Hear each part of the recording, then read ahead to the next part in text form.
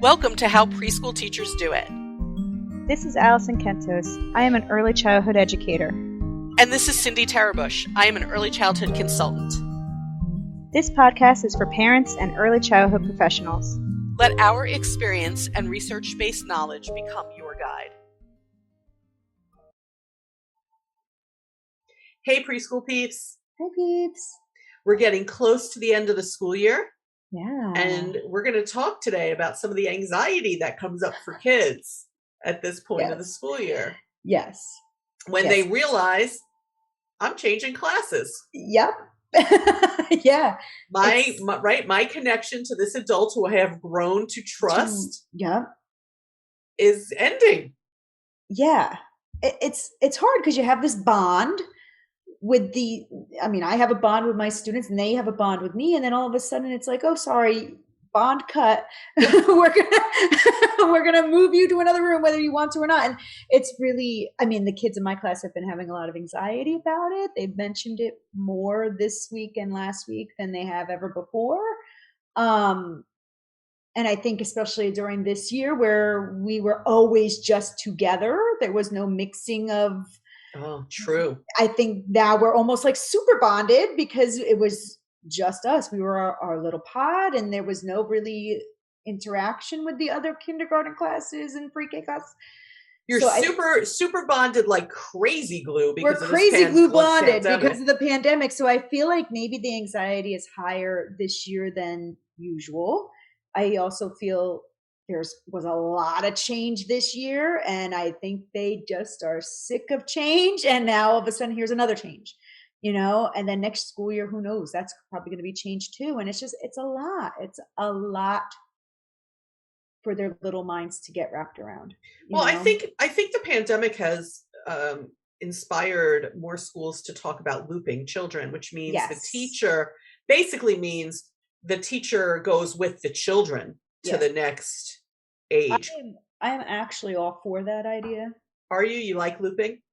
To a point, right? Like, I don't think they should have me forever, right? Because I don't think that's good because that doesn't teach them to change healthy. And it doesn't teach them how to develop new relationships with other adults. Right. But sometimes I feel like the change is so often that it's almost like too much change, So like, maybe they loop for a year. They do 2 years together with one teacher and then they move to another one for 2 years, because also like you build this bond. I know how to get through to all of those students. They bonded with each other. And then all of a sudden it's like, oh, never mind. Boom. You're now split between 5 different teachers for first grade. And you're just like, it's a lot, you're not even, it's not even like they're moving together to another. It's like, nope, sorry, we split all 20 of you, and it's like, it's a lot. It's true. They don't necessarily move as together. A class in your setting, right? So now they're dividing up, they're going to have new classmates.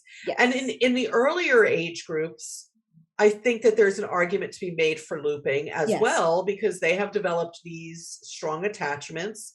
Yeah. So, the children, I've worked with settings where the children stay with the same teacher in the 3-year-old year and 4-year-old year. Yeah. And then they move to, they're staying for kindergarten, they move to another teacher. Yeah. And I actually have seen the benefits of that sort of looping before this pandemic, that the adults and children are so in tune to each other that they actually make a lot of progress in regard to their skill building and their social development and all that. There is an argument to be made, though, for the importance of the change. I think a lot of it depends on the adults. It depends on the teacher's ability to go from the developmental level of one age group to the next age group with them as they continue to grow and develop.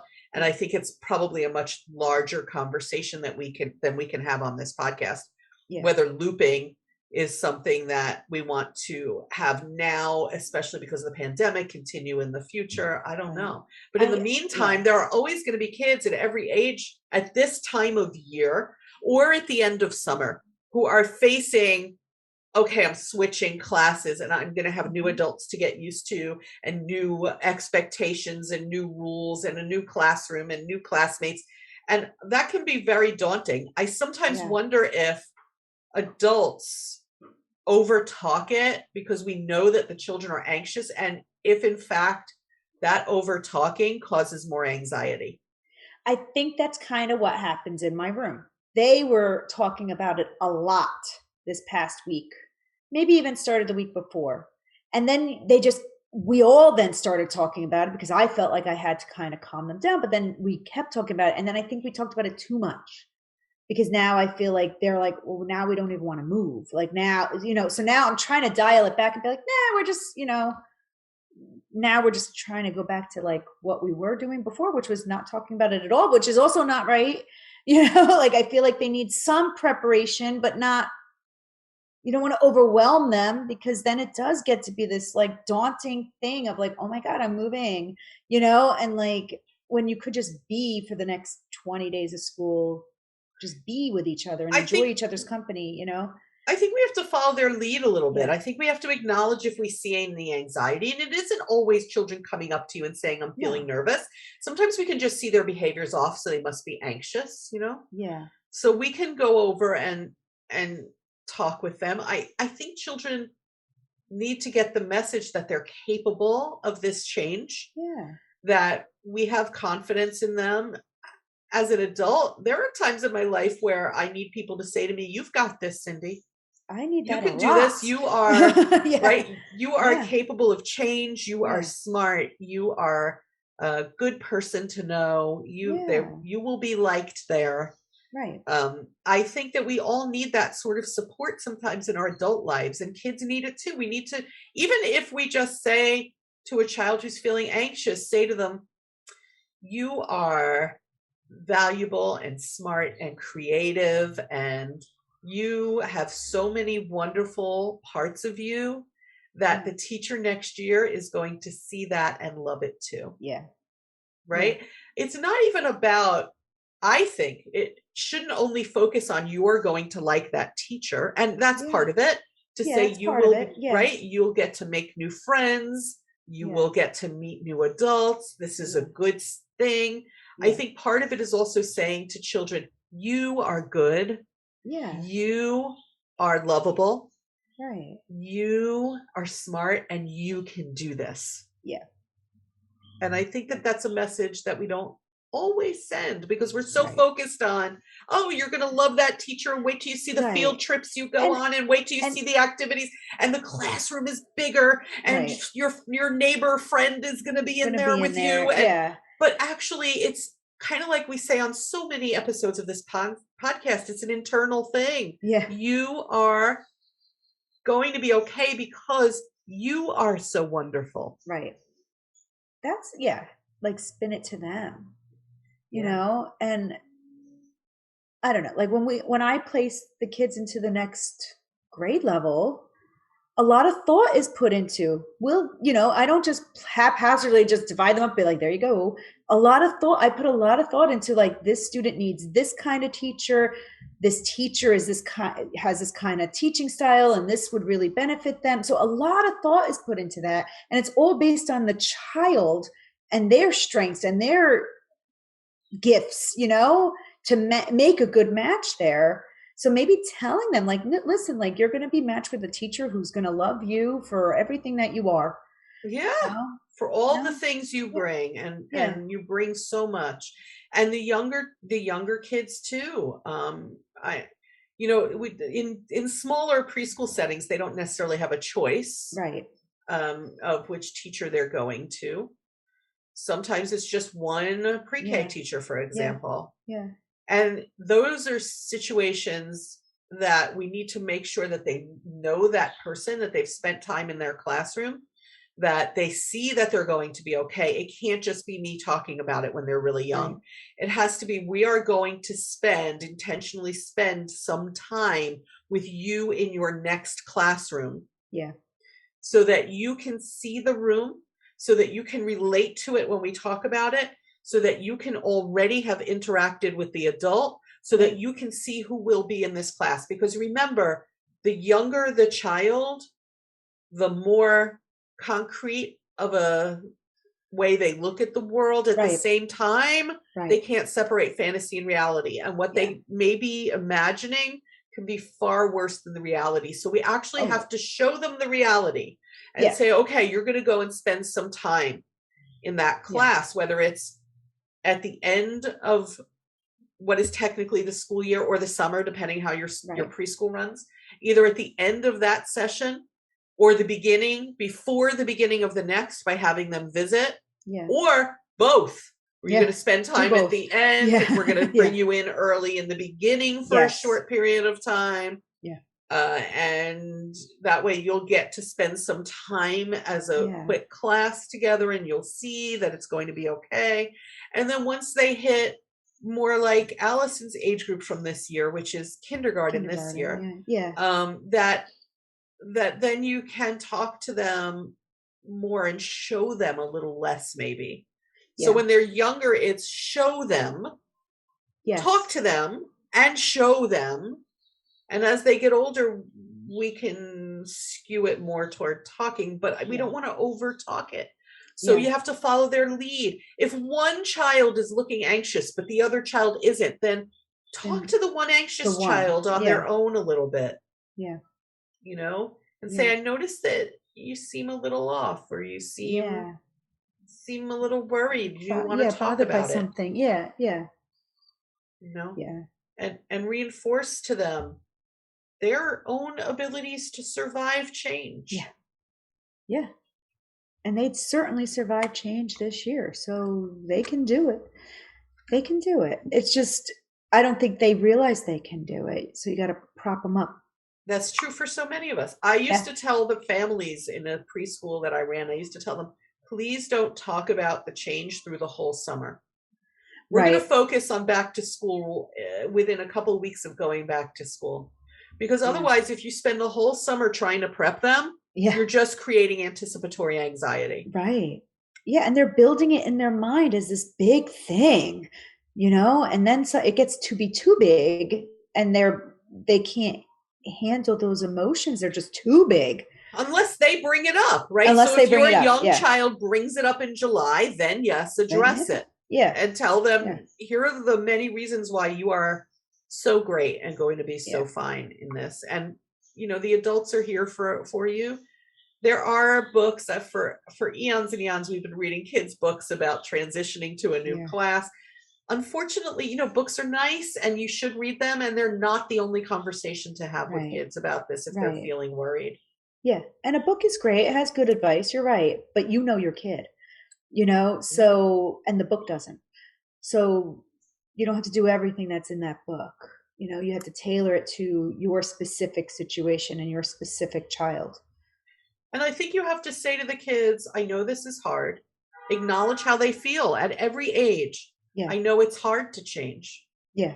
Right? I know you love Mrs. Kentos. I know we're Miss Kentos. You know that that it's hard to change. I combined you and me, Mrs. Tarabosh and Miss Kentos. I don't know what I did there. I was thinking me, said you, I don't know. You know, I know that you really have liked your time with Mrs. Tarabosh. I get it.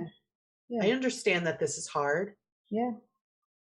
And now we're going to talk about why you're going to be okay. I believe you're going to be okay. And here's why. And if you want to talk about it, I'm here to talk about it. Right?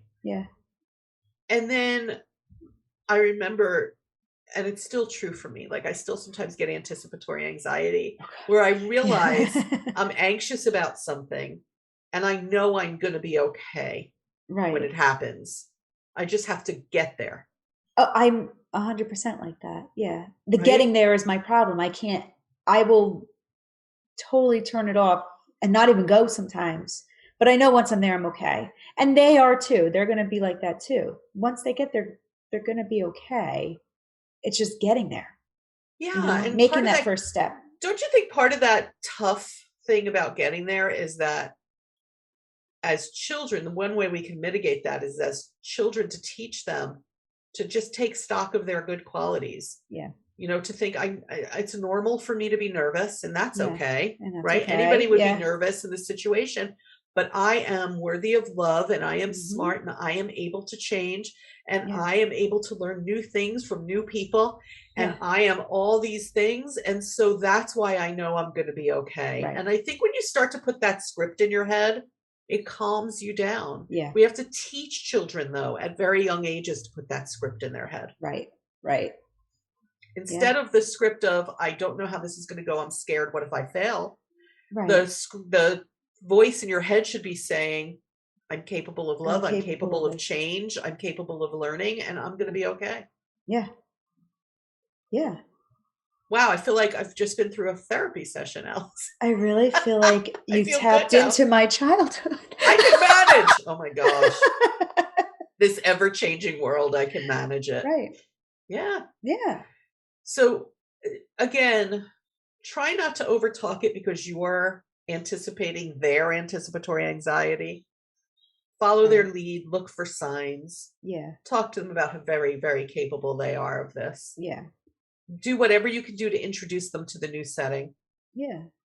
And then don't force these conversations when they're not talking about it. Yeah. Or they're not looking anxious. You know, I think that we have to really follow them in this case. Yeah. Yeah. Yep. It's hard. And when they're scared and they're sad and they're anxious, please just acknowledge it. Don't tell them not to feel that way. It's normal to feel that way. Just say to them, I know this is hard. Because I think that's what a lot of adults will say. There's nothing to worry about. There's nothing to worry. There's nothing to be afraid of. Yeah. Actually, there is. There is. I'm scared right now. Yeah. Right? You know, like clearly I'm feeling this. There's plenty to be scared of. I'm going into a place where I don't know the expectations. I don't know the rules. I don't know the adults. They don't know me. I don't know if I belong in that place. I don't know if I will be loved. I don't know if this is a good place to be. There's so much to be worried about. Please don't tell them there's no reason to be scared. There's lots of reasons to be scared. Yeah. And acknowledge it and say, yep, there are reasons that you're scared, but let me tell you why you can do this. Yeah. Let me tell you why you're able to do this. Yeah. Okay. I feel like that says it. Yeah. That's good. That was a good therapy session. You're welcome. And thank you. You can do it. You know this for goodness sake. Be sure to check our discussion forum on our YouTube channel at youtube.com/C, which stands for channel. So /C /how preschool teachers do it. We are posting questions. We are hoping you will post questions in there. We have put the link to the forum in our Facebook page. We also welcome your comments on Facebook, through our website, all of which you can find under How Preschool Teachers Do It in the different places. However you want to comment to us, we welcome it. We just thought that the YouTube discussion forum was a nice place to park written discussion and answers and people asking questions. Just a kind of sweet place to park it. Yeah. I like it. So go check it out. It's a nice little networking area for everybody. Yeah. Okay. And a somewhat neutral one, I think. Yeah, I agree. Yeah. So we will catch you. Wait, next time Memorial Day? I believe so. I think so. Right? We're on the week before. Yeah. I think so. So I'm not sure. We haven't decided yet. We haven't decided yet what we're doing. Day. Yeah. Whether we're going to release a new episode, re-release something we don't know. So that gives you all the incentive to tune in and find out, because we don't even know what we're doing. Because even we have no idea. Yeah. We don't know what we have to discuss it, but we will. And we're not going anywhere anytime soon. So we will catch you next time we have a new episode of the podcast, which is either on or after Memorial Day. Stay safe, everybody. Bye, peeps.